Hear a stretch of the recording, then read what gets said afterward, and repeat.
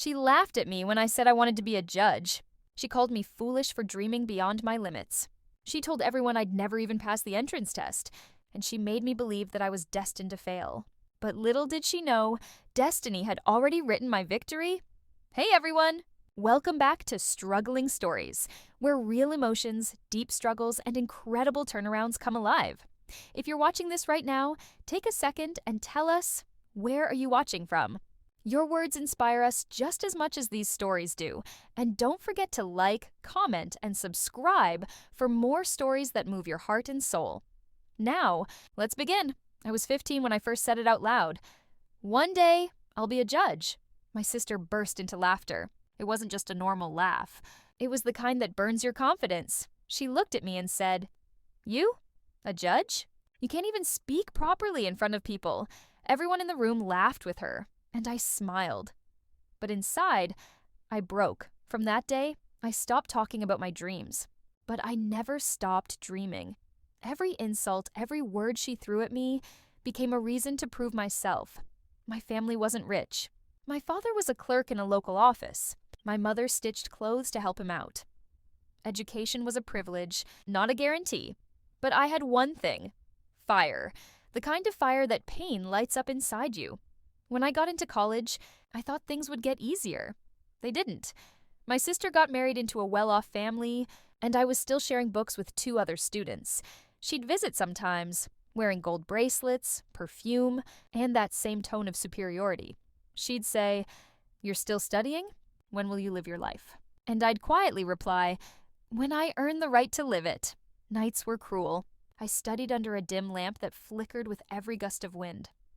I remember once crying silently because my exam fee was due the next morning, and I didn't have it. I thought of quitting. But then I remembered her laughter. That sharp, mocking sound that echoed in my mind. It was enough to keep me going. Sometimes God sends motivation wrapped in humiliation. Her words became that for me. I started working part-time at a small law firm, managing files, cleaning desks, anything that paid a few coins. During lunch, I'd secretly read the lawyer's notes and court documents. Every paragraph I read, every case I studied, made me fall more in love with justice. I wasn't just learning about law, I was learning about life. One evening, my senior lawyer noticed me reading through a complicated case. He said, "You're not supposed to read that." I froze. Then he smiled. "But I like that you did." That one smile gave me hope. Hope that someone finally saw potential in me. He started mentoring me. He'd leave extra notes for me, guide me, sometimes even challenge me with mock questions. And every time I answered right, I'd remember the girl who once told me I couldn't do this. Years passed like that. There were failures. So many that I lost count. Exams I couldn't clear. Interviews where I froze. Nights where I doubted everything. But then there were also moments of quiet victories. When I passed one difficult subject, or received a small scholarship, and every tiny victory whispered, "You're closer." My sister stopped visiting for years. I heard she was living a comfortable life, while I was barely surviving, but I never compared, because I wasn't building luxury. I was building legacy. One rainy night, I was on my way back from work when I saw my reflection in a car window. Tired, messy, soaked, but determined. I looked at myself and whispered, "You'll make it." For the first time, I actually believed it.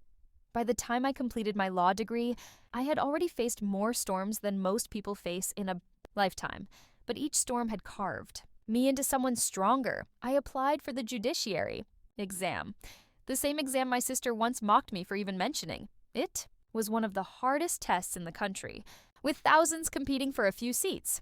I studied for 14 hours a day, slept for 4, and prayed the rest of the time. It wasn't just an exam anymore. It was my redemption.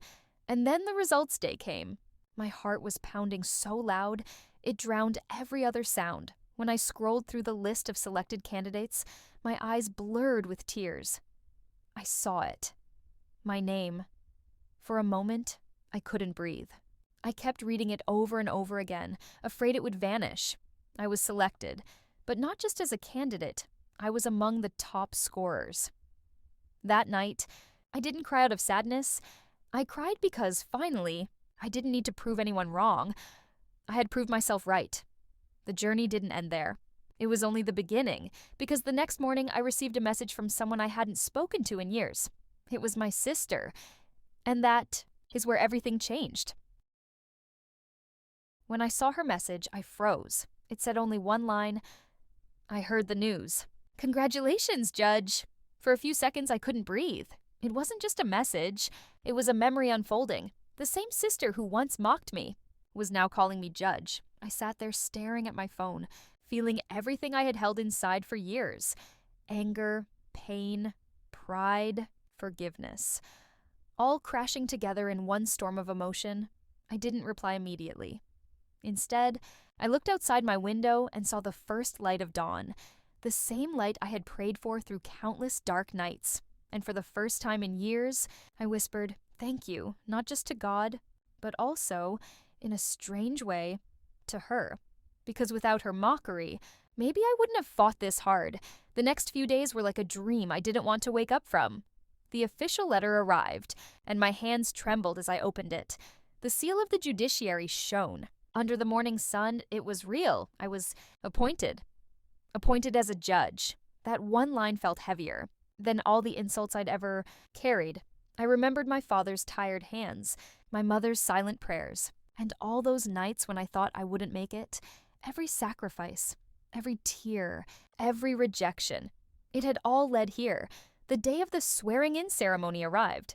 I stood in front of the mirror, wearing the black robe for the first time.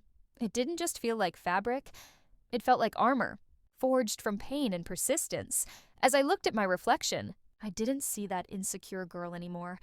I saw a woman who had walked through storms and stood tall. When I reached the courtroom, my heart raced as the national anthem played. My name was announced, Judge Sarah Malik. The hall erupted in applause.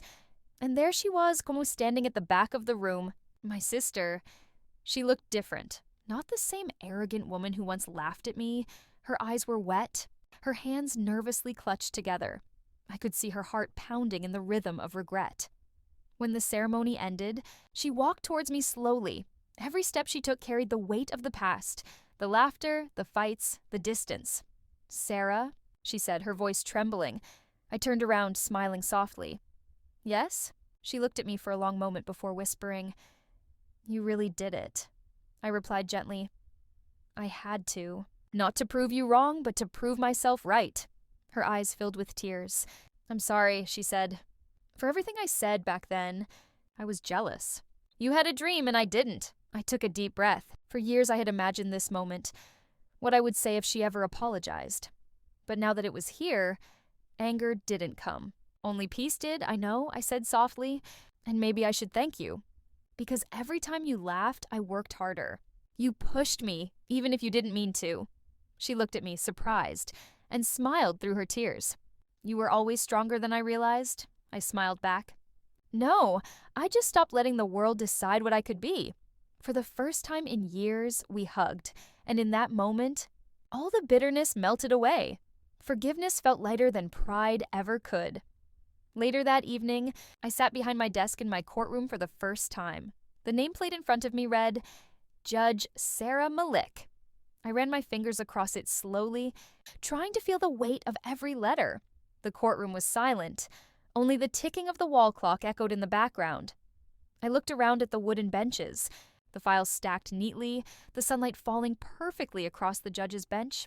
It felt sacred. This wasn't just a room. It was a reminder that dreams do come true, but only for those who don't stop walking even when the road disappears. My first case was about a young woman fighting for her rights. As she stood before me, nervous and teary-eyed, I saw my younger self in her. I wanted to tell her that she wasn't weak, that her voice mattered, that she was capable of more than anyone believed.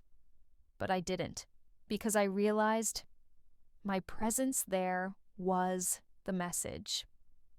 Sometimes, seeing someone who made it is all the hope another person needs. That night, when I finally returned home, I found my sister waiting at the door. She had cooked dinner, just like the old days.